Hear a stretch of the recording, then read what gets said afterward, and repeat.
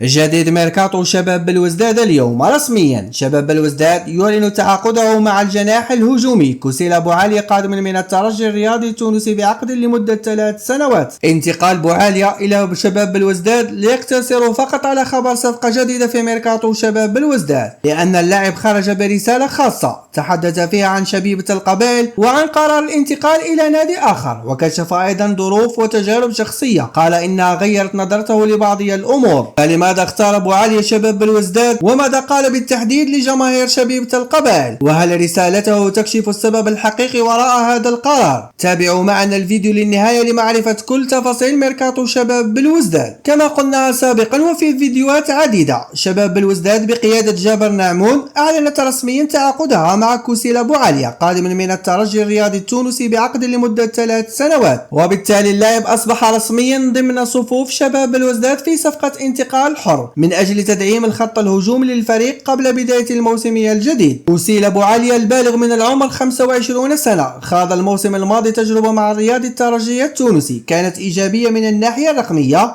حيث شارك في 39 مباراة سجل 11 هدفا، وهي أرقام تؤكد أن شباب بلوزداد تعاقد مع لاعب يملك القدرة على تقديم الإضافة الهجومية، وبالتالي يمكن القول أن صفقة كوسيلا بوعالية تدخل ضمن استراتيجية شباب بلوزداد لتكوين تشكيلة قوية، خاصة أن النادي كان من أكثر الأندية نشاطا في الميركاتو الصيفي. لكن ما يجعل هذه الصفقة مختلفا هو أن بوعالية كان اسمه مرتبطا بميركاتو شبيبة القبائل، والجميع الآن يتساءل لماذا اختار شباب بلوزداد في آخر المطاف. لكن اللاعب كوسيلا بوعالية لم يبقى صامتا وخرج وصرح بنفسه ووضح موقفه عبر رسالة عبر حسابه الشخصي، حيث نشر اللاعب رسالة تحدث فيها بصراحة عن علاقته مع شبيبة القبائل والأسباب التي جعلته يعيد النظر في بعض الأمور. أنا أتفهم خيبة أمل بعض الأشخاص بسبب اختياري. شبيبة القبائل ستبقى دائما نادي مهما جدا في مسيرتي، لأنها ساعدتني على النمو ومنحتني فرصا وسمحت لي بتجاوز مراحل مهمة في مسيرتي. سأحتفظ دائما بالاحترام لهذا النادي ولجماهيره. هذه الكلمات توضح أن اللاعب بوعالية رغم انتقاله إلى شباب بلوزداد لا يريد قطع علاقته المعنوية بشبيبة القبائل. وبخصوص تصريحاته القديمة في الماضي، صرحوا بأنه لن يرتدي أبدا قميص آخر غير قميص شبيبة القبائل، لكن اللاعب أوضح أن هذه التصريحات كانت مرتبطة بمرحلة وظروف معينة. الآن حان وقت كرة القدم وحان وقت مواصلة مسيرتي. الآن اللاعب كوسيلا بوعالية جديد شباب بلوزداد وبأرقام جيدة جاء بها من الترجي الرياضي التونسي. أنصار شباب بلوزداد ينتظرون بدورهم تقديم الإضافة لهجوم شباب بلوزداد، كما أن وجود مدرب مثل نبيل معلول سيمنح بوعالية فرصة للعمل ضمن مشروعه الجديد، إلى جانب مجموعة من الصفقات التي قامت بها إدارة شباب بلوزداد خلال هذا الميركاتو الصيفي. كانت هذه مجمل أخبار شباب بلوزداد اليوم التي تضمنتها الإعلان الرسمي عن صفقة كوسيلا بوعالية لمدة 3 سنوات. برأيكم